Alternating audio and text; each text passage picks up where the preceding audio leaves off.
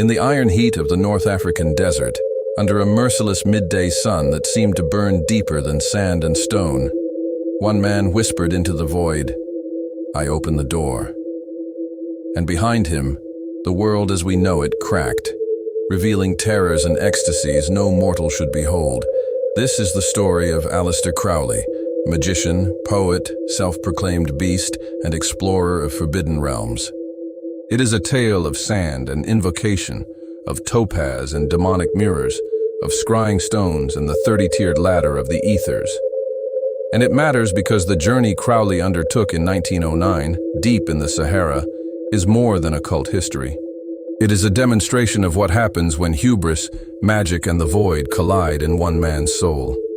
We will follow him through shifting dunes, through visions and angelic voices, through sexual rites and cataclysmic revelation. We will trace the path of a man who meant to chart the heavens and found the abyss. So settle in, for this is a journey into the strange, the unsettling, the nearly unimaginable. Crowley, born in 1875 in England, evolved from a rebellious youth into a leading figure in the occult world. He immersed himself in the teachings of the Hermetic Order of the Golden Dawn and absorbed the Enochian systems pioneered centuries earlier by John Dee and Edward Kelly. The Enochian system held that there existed 30 Aethers, or Aries, planes of existence, concentric layers surrounding our manifest world. Scrying them meant invoking and entering realms beyond physical reality. Crowley believed he was destined not only to read these realms, but to climb them, to touch the divine, to become beyond a mere human. He published his key work, The Vision and the Voice, Liber 418, describing this journey. In November 1909, Crowley took his disciple and poetic acolyte Victor Neuburg and boarded a train into Algeria. The desert was a crucible, remote, arid, alien. It promised separation from civilization and the conditions for magical transformation. They journeyed through the outposts of Algiers, reached Bou Saada and beyond, into dunes and wind-blasted terrain. The mundane world was left behind. In that emptiness, Crowley felt the raw presence of something else.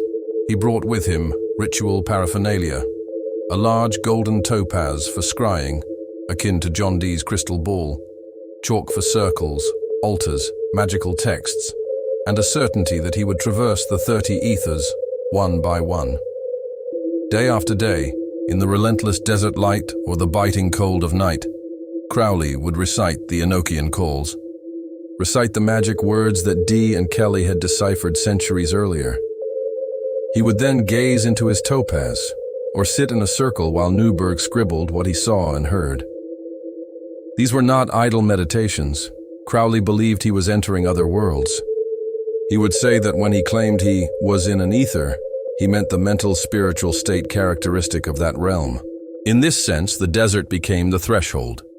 Each invocation a step up or beyond the manifest plane. But the deeper they went, the more Crowley felt unease. Fear not of darkness, but of dissolution, of the self slipping away. By late November, the two men had reached Bou Saada and beyond, into the raw vastness of the Algerian desert. Crowley mapped out one Aether per day, each ritual intensifying in symbolism and consequence. He combined classical invocation with his own innovations, sexual rites, sacrifices, and forced confrontations with the ego. On the mountain named Dale Adin, he built a stone circle, inscribed words of power, and declared that he sacrificed himself. The fire of the all-seeing sun smote down upon the altar, consuming every particle of my personality. The desert night witnessed rituals that even Crowley admitted were beyond what he had predicted. The shock of those rituals would fracture him. In the course of scrying the Aethers, Crowley reported celestial beings of dazzling light, and also monstrous ones of utter horror. He described visions of glass-walled cities, the city of the pyramids under the Night of Pan, and other symbolic architectures of the other world. Yet with each step upward, the terrain shifted. By the 14th Aether, Crowley recorded a thick black veil he could not pierce, and a voice that told him he was about to enter the kingdom of the grave, that is to say, the abyss. Here the tone of the journey changed. No longer about revelation or triumph, the ritual became about obliteration. Crowley realized that he was personally implicated at another level. The magician became the subject, rather than the master. On 3rd December, Crowley dedicated a sexual rite to the god Pan. Neuburg had his head shaved, so only 2 tufts of hair remained, twisted into horns. Crowley described Neuburg as a demon he had tamed, a familiar spirit. In the full blaze of the desert, nakedness, sacrifice, invocation, scrying, all coalesced into one torrent. The boundary between the ritual and the real began to dissolve. Crowley himself admitted that after that point, he remembered little of his return. I knew who I was and all the events of my life, but I no longer made myself the center of their sphere. I did not exist. The most famed episode of this expedition occurred on 6 December 1909, when Crowley and Neuburg attempted the conjuration of Choronzon in a bowl-shaped veil of fine sand outside Bou Saada. Choronzon, in Crowley's system, was the dweller in the abyss, the guardian of the void that separated the manifest world from its source. The ritual. Crowley drew the triangle. Neuburg stood inside a circle with dagger in hand. Pigeons died at the triangle's points. Incantations began. Crowley's transcripts describe the entity saying, "I am the master of form, and from me all forms proceed." The sand whipped, circles broke, Neuburg was hurled about, and whether Crowley was possessed or performing remained ambiguous. Psychologically, it is startling. The ego of the magician is dissolved in confrontation with the void. There may have been blood, there may have been violation.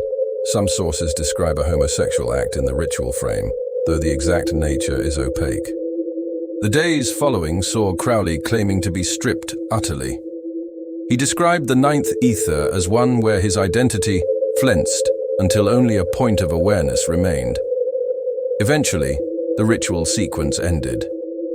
They returned to Biskra in mid-December.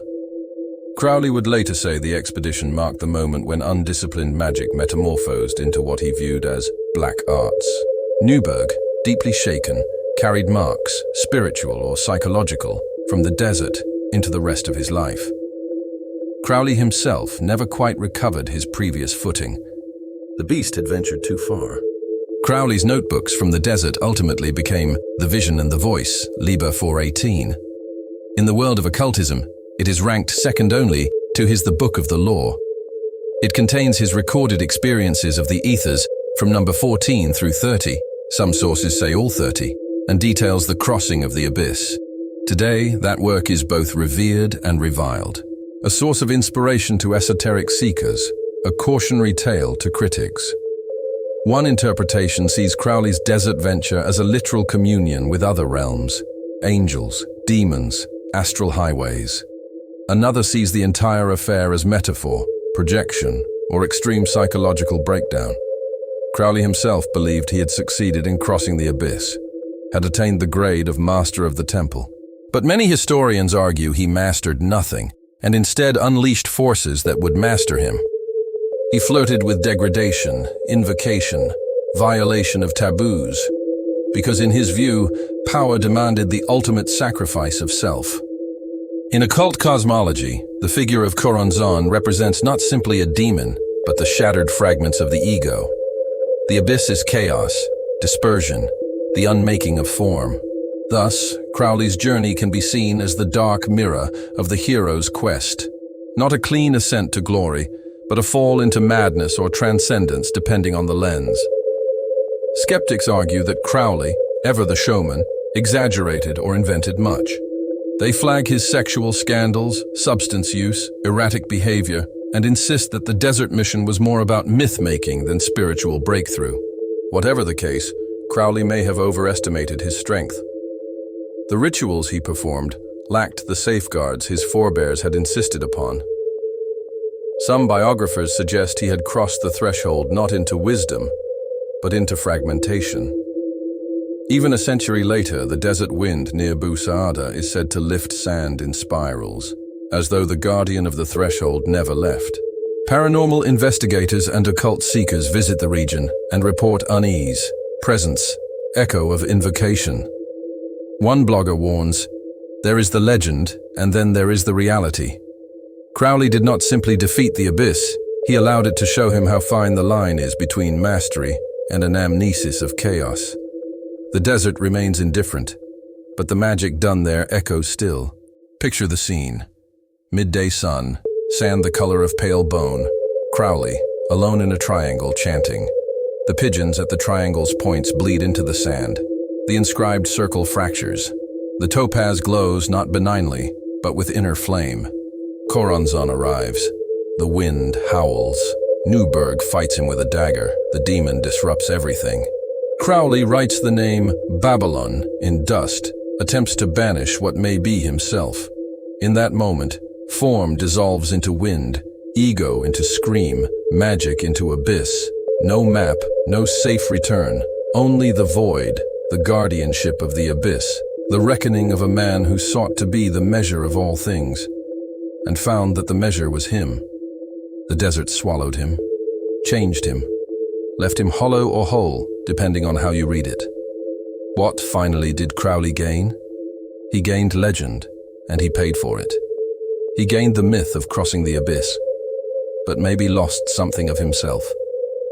The desert mission remains both a triumph and a tragedy. In one telling, Crowley became the master magician, the beast who had touched the ultimate. In another, he became the cautionary figure, a man undone by his own daring. Perhaps the truth lies somewhere between. The real mystery is not just what Crowley saw in those ethers, but what was changed in him when he left the sand behind. Did he return intact? Did his ego survive? Did the forces he invoked linger in the world or in his psyche? We may never know. What we do know is this. The veil between our world and the other dims, for a moment, in that desert. The steps taken by one man were bold and reckless, and the boundary he crossed remains. So the next time you hear of the Aethers, of the abyss, of Choronzon, remember, the journey into the unknown is never safe. You open the door, then you must walk through, knowing it might close behind you. And as the desert winds still swirl outside Bou Sada, you might wonder, are the sands still shifting? Is the triangle still drawn? And beyond it, what waits in the void?